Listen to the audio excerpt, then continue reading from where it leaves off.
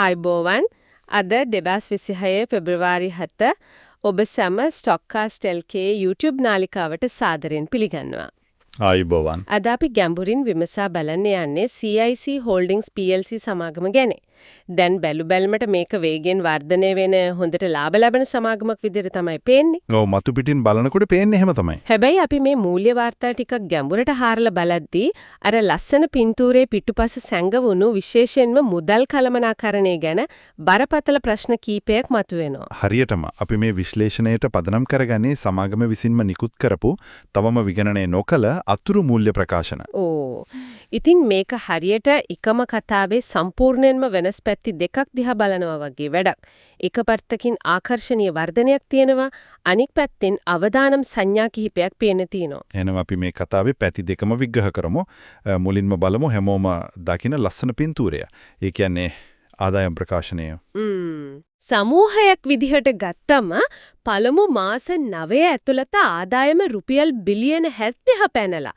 ගිය අවුරුද්දේක තිබුණේ බිලියන 75ක් විතර. ඔව් බිලියන 74.66යි. ඒ කියන්නේ 8.69% වගේ වර්ධනයක්. හරියටම 9%කට කිට්ටු ප්‍රමාණයකින් වැඩි වෙලා. මේක හොඳ ආරම්භයක්. ඔව් ඒක හොඳ ආරම්භයක්. නමුත් මට ඊටත් වඩා හිත ගිය තැනක් තියෙනවා. ඒ තමයි දල ලාභය. ඒ කියන්නේ gross profit එක. ආදායම 9%කින් විතර වැඩි වෙද්දී දල ලාභය 10%කටත් වඩා වැඩි වෙලා රුපියල් බිලියන 18.41ක් වෙලා. ඒකෙන් කියවෙන්නේ එයාලා පිරිවැය හොඳට කළමනා කරගෙන ඉන්නවා කියන එක නේද?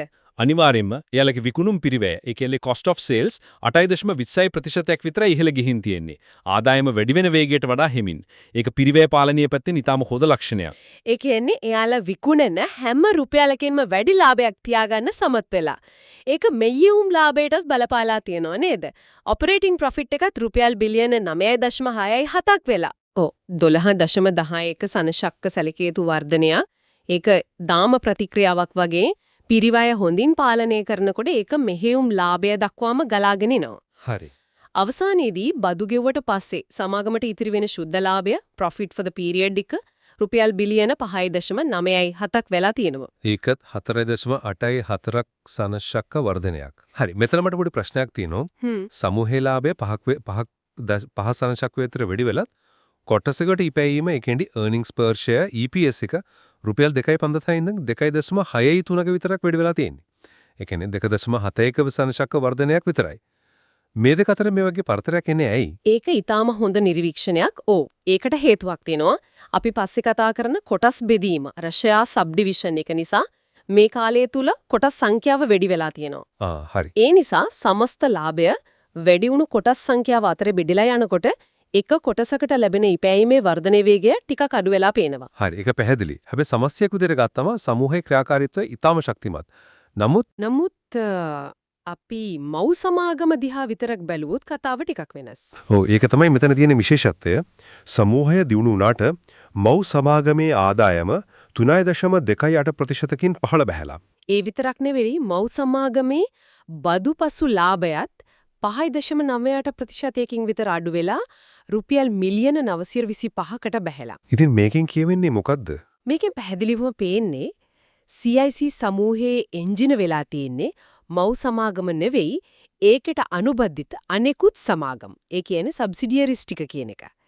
ඒ සමාගම් වල ශක්තිමත් ක්‍රියාකාරීත්වය නිසා තමයි සමූහයේ ප්‍රතිඵල මේතරම් ඉහළට එවිත් තියෙන්නේ. ඉතින් අපි දැක්කා සමාගම කටදාසි මත හොඳ ලාභයක් පෙන්වනවා කියලා.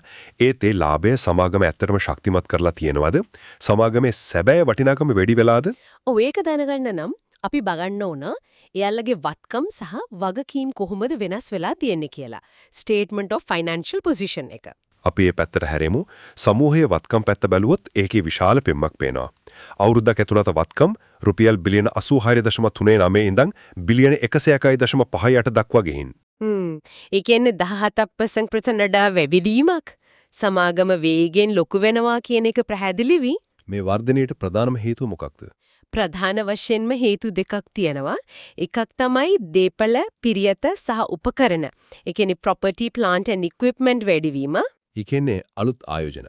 ඔව් අලුතින් යන්ත්‍ර සූත්‍ර ගොඩනැගිලි වගේ දේවල් වලට ආයෝජනය කරලා අනිත් ප්‍රධාන කාරණය තමයි ආශ්‍රිත සමාගම් වල ආයෝජන equity accounted investees වල වටිනාකම ඉහළ යාම. ඉතින් මේ දෙකෙන්ම පේන්නේ සමාගම දිගුකාලීන වර්ධනයක් ඉලක්ක කරගෙන තමන්ගේ ව්‍යාපාරය පුළුල් කරනවා කියන එක. හරියටම. ඒක හොඳ දෙයක්.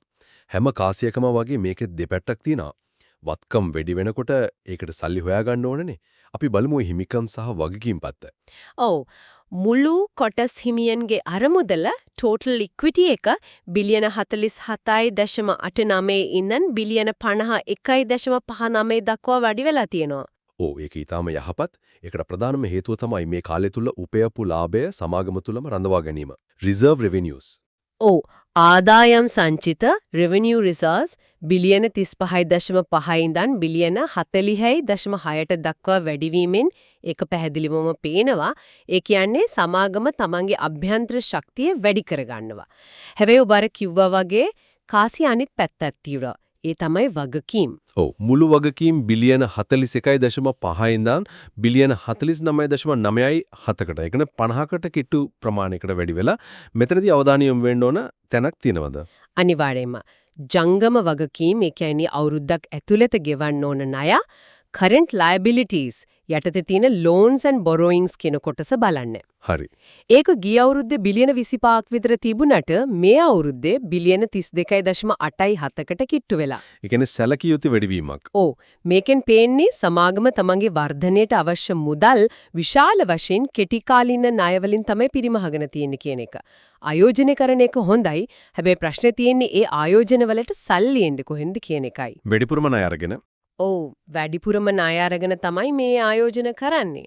ඒක හරියට ක්‍රෙඩිට් කාඩ් එකකින් බිස්නස් එකක් ලොකු කරනවා වගේ ටිකක් අවදානම්.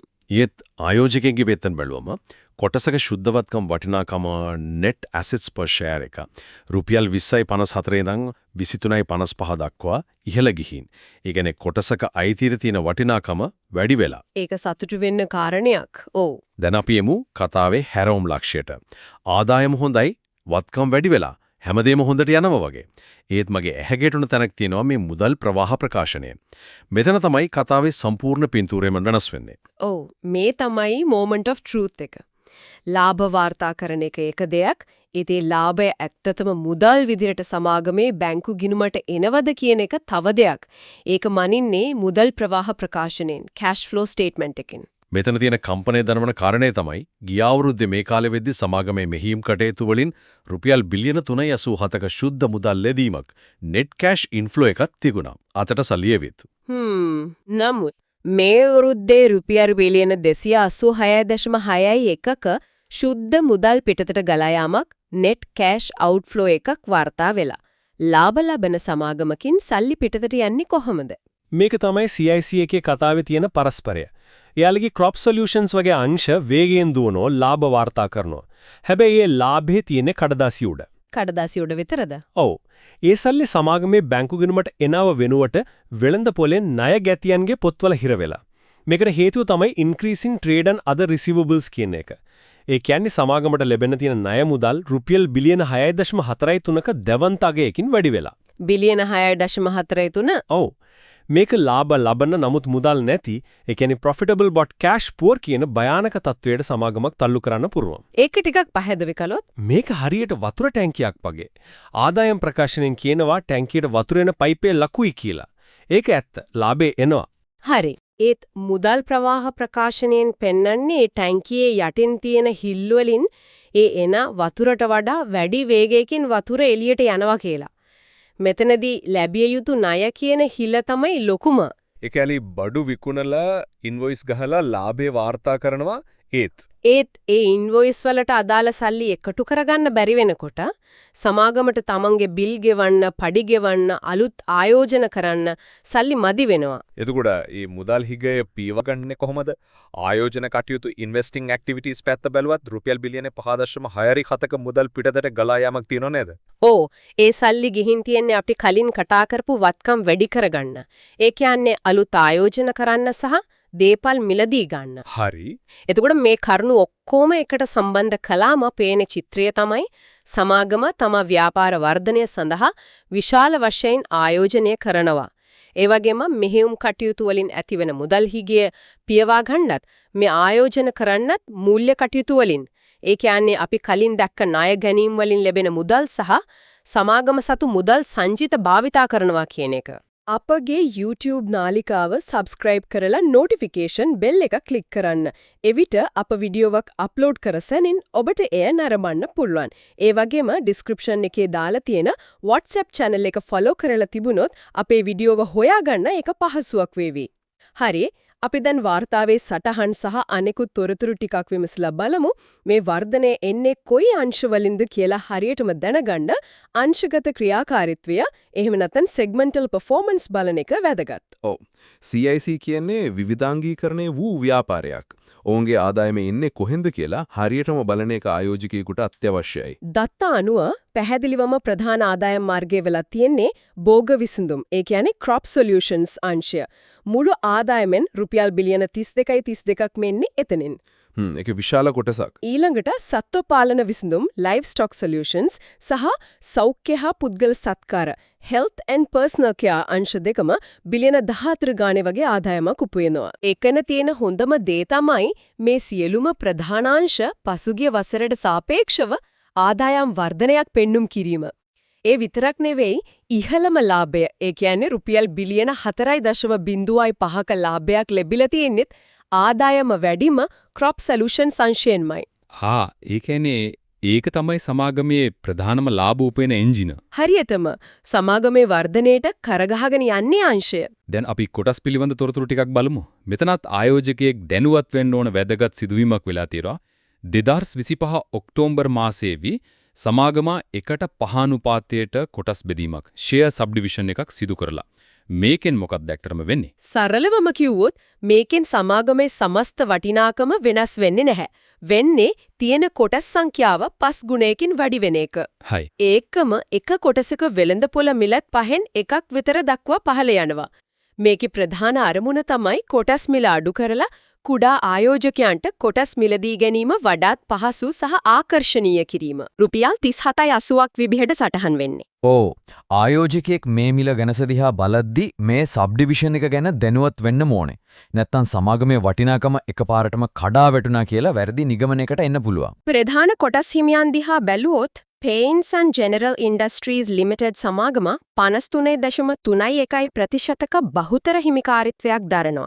හැබැයි ඊට වඩා සිත් ගන්නා සුළු කාරණයක් තියෙනවා. ඒ තමයි සේවක අර්ථසාධක අරමුදල EPF එකේ හිමිකාරීත්වය. ඔව් ඡන්ද බලය සහිත කොටස් වලින් 9.06ක් වගේම ඡන්ද බලය රහිත non voting කොටස් වලින් 12.70ක් මේ EPF එක සතු වීමෙන් පේන්නේ EPF එක වගේ විශාල ගතානුගතික ආයතනික ආයෝජකයින්ගේ විශ්වාසය සමාගම කෙරෙහි ඉහළ මට්ටමක පවතිනවා කියන එක. ඒ කියන්නේ ඔවුන් සමාගමේ දිගු කාලීන වර්ධනය ගැන බලාපොරොත්තු තියාගෙන ඉන්නවා. ඔව් එම හිතන්න පුරුවන්. හොඳයි. අපි දැන් මේ දීර්ඝ විශ්ලේෂණයේ ප්‍රධාන කරුණු ටික එකතු කරලා බලමු. මගේ පැත්තෙන් මම දකින ප්‍රධානම යහපත් කරුණු ටික තමයි සමූහයේ ශක්තිමත් ආදායම් සහ ලාභ වර්ධනයක් පෙන්눔 කරනවා. ඒ වගේම සමාගම සිය වත්කම් පදනම පුළුල් කරමින් අනාගතය වෙනුවෙන් දැඩි ලෙස ආයෝජනය කරනවා. කොටසක සුද්ධ වත්කම් වටිනාකම ඉහළ යාමත් ආයෝජකයින්ට හොඳ සංඥාවක්. මගේ විවේචනාත්මක දැක්ම අනුව ප්‍රධාන වශයෙන්ම අවධානය යොමු කළ යුතු රතුවෙලි දෙකක් තියෙනවා. හරි මොනවද? පළවෙනි සහ වැදගත්ම දේ තමයි මෙහෙයුම් කටයුතු වලින් මුදල් පිටට ගලා යාම. මේකට හේතුව වෙළඳ ලැබිය යුතු දෑ trade receivables පාලනය කරගන්න බැරි තරමට ඉහළ යාම.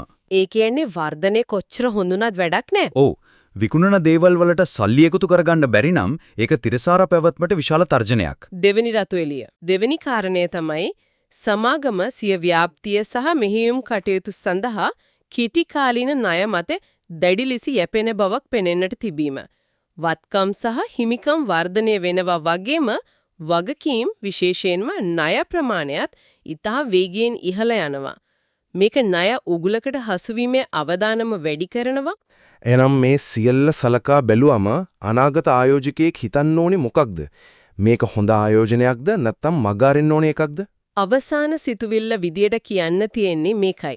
මේ දත්ත අනුව සමාගම පැහැදිලියම වර්ධනීය අවධියක, ඒ කියන්නේ growth phase එකක ඉන්නවා. ඒක හොඳයි.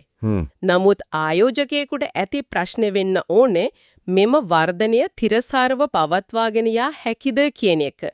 ඊටත් වඩා වැදගත් ප්‍රශ්නය තමයි මොකද්ද? මෙම ආදායම් සහ ලාභ වර්ධනය නුදුරු අනාගතයේදී ශක්තිමත් ධනාත්මක මුදල් ප්‍රවාහයක් බවට පරිවර්තනය කළ හැකිද කියන එක.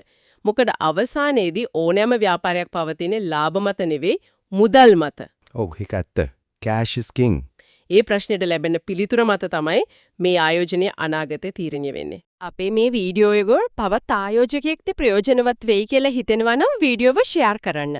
ඒ වගේම ඉදිරියේදී ගෙන්න ඕන මොන සමාගමේ මූල්‍ය වාර්තා විශ්ලේෂණයද කියලා අපිට කමෙන්ට් එකක් දාන්න අමතක කරන්න එපා.